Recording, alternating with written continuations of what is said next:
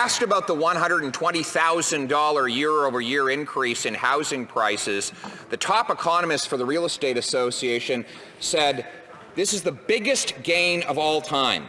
And certainly in dollars, it is far larger than anything that has ever happened." But why? Can't blame supply chains. Land doesn't have supply chains. Can't blame COVID. Almost all the houses in Canada were built before COVID happened. In fact, the things that drive house prices, wages, immigration, and GDP, are all down. So if the underlying means with which to buy housing are all down, why is it that real estate prices are up by record amounts? Right, Honourable Prime Minister. Mr. Speaker, we've been clear. Housing affordability and home ownership are priorities for this government. We will help municipalities build more and better homes faster with programs like the Housing Accelerator Fund.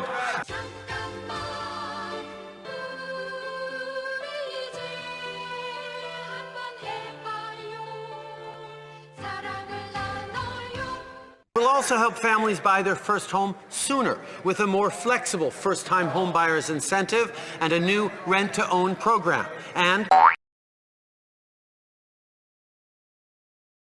by reducing housing closing costs.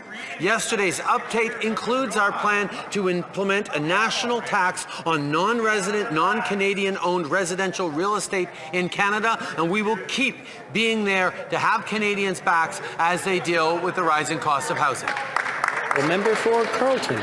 The question is, why did housing prices go up so much with wages, GDP, and immigration down, and with all of the housing supply being right here in Canada, not linked to a so-called global supply chain? What is causing this eye-popping record increase in the cost of owning a house? Well, it just so happens that prices started rising right when this government began printing $400 billion of new cash into the financial system, $200 billion of which went into increased mortgage lending, with the investor class getting the preponderance of that new money. Why did this Prime Minister give so much to the have-yachts and take from the have-nots? The Right Honourable Prime Minister. Every Canadian deserves a safe and affordable place to call home. That's why in 2017, we moved forward with the National Housing Strategy. Since 2015, our government has supported the creation of nearly 100,000 new units,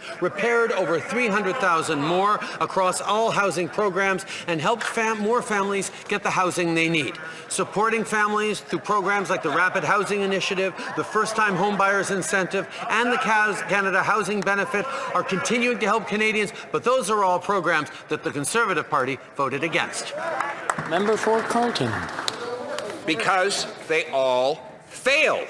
The proof is in the pudding.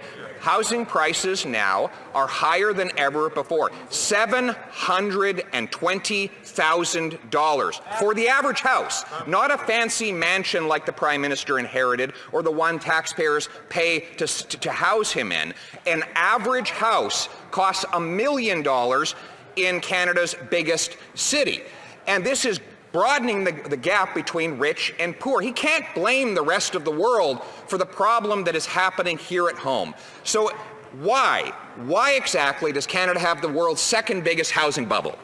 The Right Honourable Prime Minister. While Conservatives continue to focus personal attacks on me, we're going to stay focused on Canadians. We will continue to invest in housing. We will continue to be there for solutions for Canadians. Indeed, we'll take no lessons from Conservatives when it comes to housing, because the Harper government played no leadership role on housing, and their plan in the last election on housing was to give tax breaks to wealthy landlords selling their buildings. That made no sense. The Honourable Member for Carleton. No, what makes sense to him is to give cheap debt to investors to buy their buildings, because investors have doubled the amount they've been able to borrow on the cheap because of this Prime Minister's money printing. I'm sorry that the Prime Minister took my question personally, but the 30-year-olds who will be celebrating Christmas in their parents' home are taking that personally as well.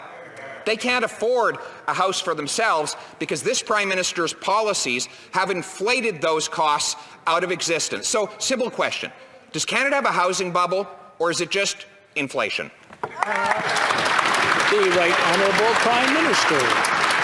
Mr. Speaker, young people in Canada, indeed all Canadians, have faced real challenges over these past 19 months with the COVID pandemic, with extra pressures on so many different things. And that's why, as a government, we chose to be there for them. We chose to invest in young Canadians, invest in seniors, invest in workers, support small businesses, things that the Conservative Party continues to say we shouldn't have done, that we invested too much, that we spent too much in supporting Canadians through this pandemic. Well, the fact is, not only was it right to support Canadians through this health crisis, it was the right thing to do to make sure our economy comes back as strong as possible, as it is.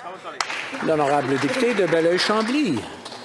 Monsieur le Président, deux petits éléments de fait. Ça ne semble pas choquer le premier ministre que, par exemple, je n'ai pas le droit de siéger dans cette Chambre avec un masque arborant un logo du Bloc québécois. Est-ce que c'est une restriction à ma liberté fondamentale? Autre correction de fait, cette enseignante n'a pas perdu